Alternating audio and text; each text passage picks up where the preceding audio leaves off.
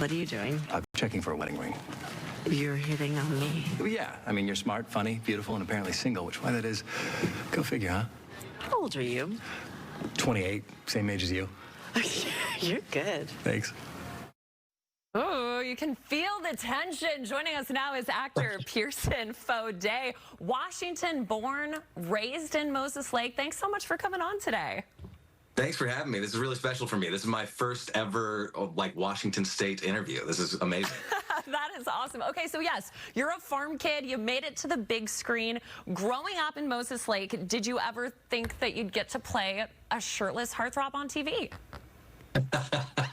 You know, it was always the dream. Maybe not the shirtless heartthrob part, but just it was always the dream to make movies.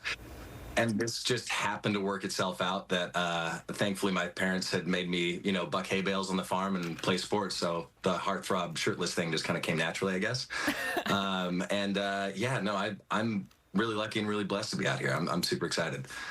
Okay, so let's talk about that scene we just saw with Alicia Silverstone. Were you nervous sharing the screen with her? I mean, I watched her growing up. I assume you're younger than me. You probably watched her too. What was that like? Yeah, it was a little nerve-wracking, but Alicia's so sweet, and we just had so much fun. I had a lot of freedom to improvise. I think, 60 to 70% of my lines in this movie are just, total improvisations. And that made it a blast, because my goal was just to make her laugh in a lot of the takes. So when you see her laughing, it's because I'm throwing something at her that she didn't see coming.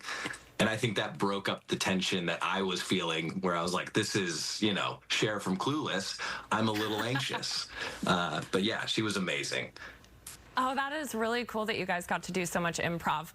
Okay, so back to growing up on a farm, working cattle, selling potatoes that were later sold to McDonald's, by the way. Yeah. Aside from the shirtless part, what about that experience do you think you carry into Hollywood? Can people tell that you have, actual hard work in you? Yeah, I think farm life really instills a work ethic that I rarely see in Hollywood. That's not true. There's a lot of really, really incredible, hardworking people out here. But for me specifically, there is a grit that I have that, I think is a quality that is very earned.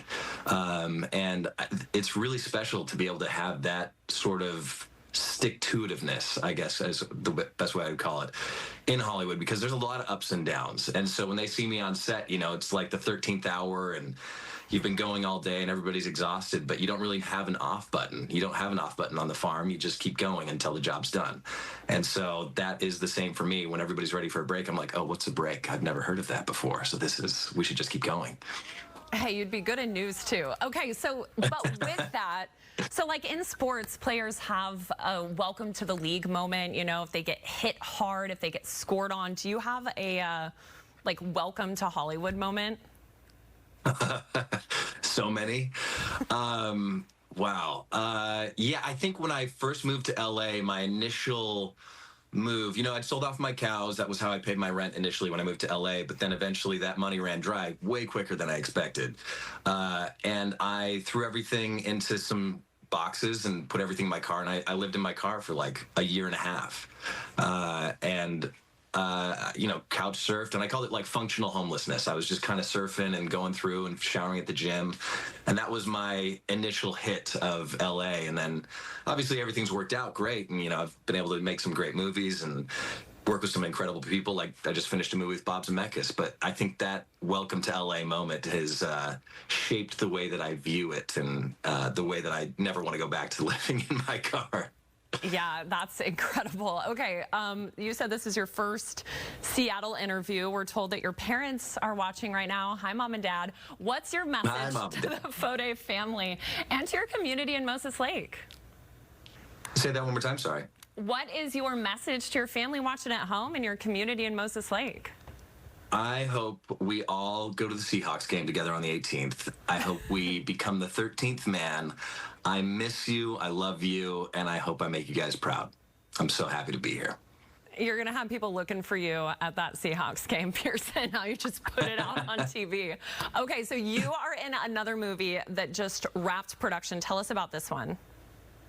Yeah, there's not a whole lot I can say, but it's based on a best-selling novel called The Last Mrs. Parrish, starring Jennifer Lopez, Nikolai Coster-Waldau, Isabel May, and myself, directed by the legend himself, one of the biggest icons of directing, Oscar winner Bob Zemeckis, who is the coolest man of all time.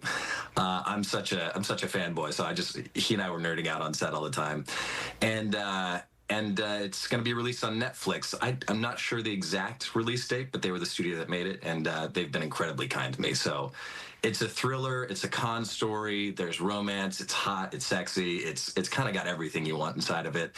And the performances are incredible, especially under the tutelage of Bob Zemeckis. It's amazing. All right, on Netflix, we're going to have to watch out for that one. Pierson, thank you so much for your time today. Thank you. Thank you very much for having me. And thank you for being my first Washington interview. This is amazing. Oh, yeah, proud.